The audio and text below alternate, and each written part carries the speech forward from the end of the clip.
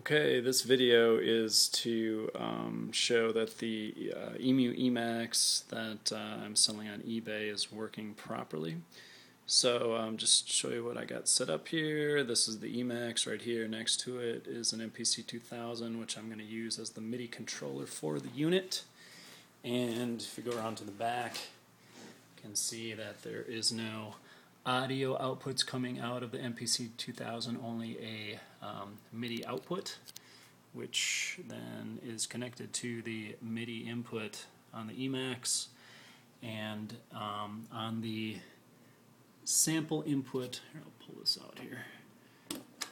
This is the sample input jack on the back of the Emax. That is connected just to the audio out of this laptop. And one of the mono mix outs of the Emax then is connected to this Mackie speaker here. So enough about the wiring. And let's see, like right now, I don't know if I have anything loaded into the Emax. So the first thing we're going to do, you can see the display here though, looks just fine. I'm going to go and clear the memory of the unit. So go to master. Shoot, forgot my disk. I'll put in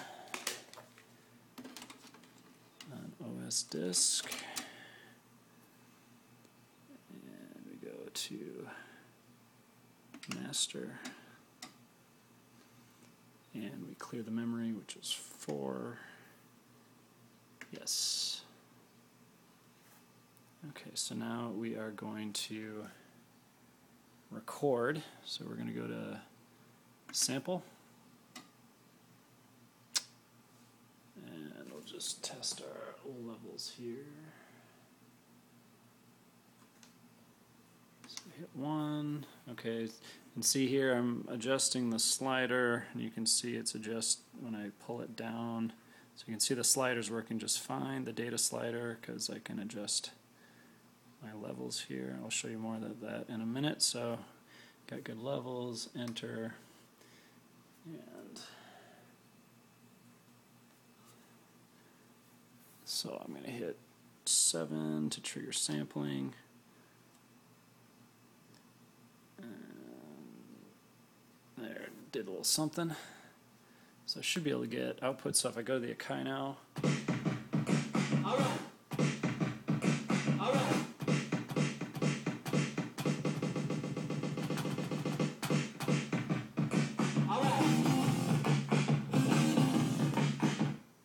Alright, we got a sample.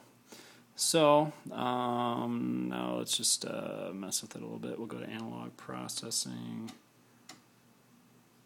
And I'll use the slider here. Oops. And we'll go to 13. We'll mess with the filter here real quick. And we'll just hit play so you can hear it again. Now let's really adjust that filter real low. All right. And let's bring it up a little bit. All right. Now let's mess with that, the Q on it. All right.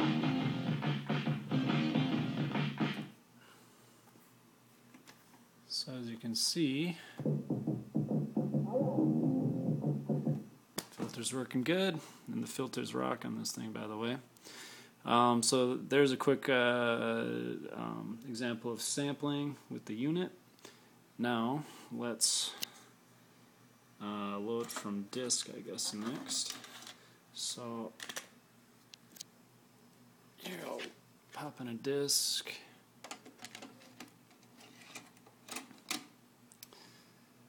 And we'll just do the load all.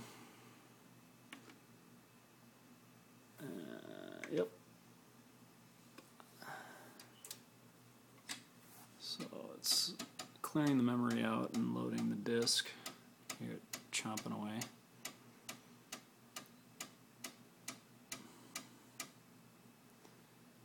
And oh, look at that! Now we got some Moog sounds.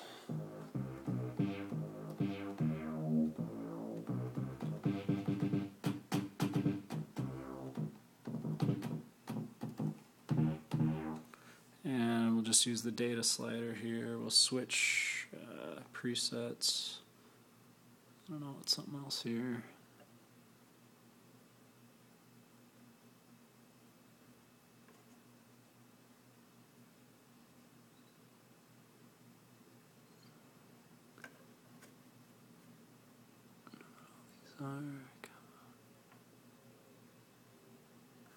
Double move, let's try that.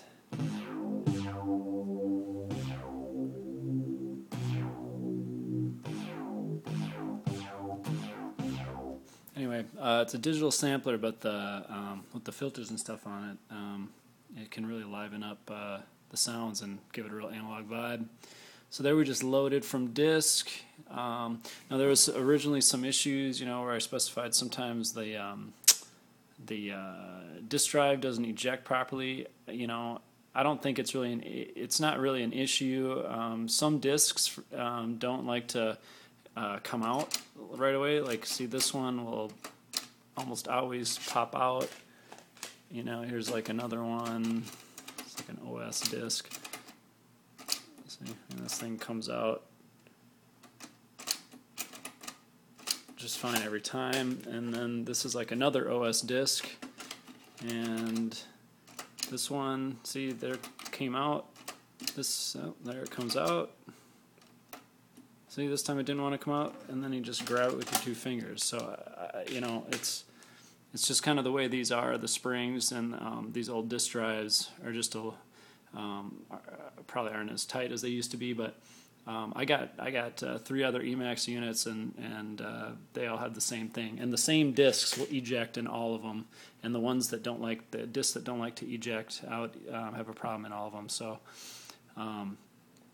anyway, there's at least a good start on some of the features of the Emax, and you can see it's working great.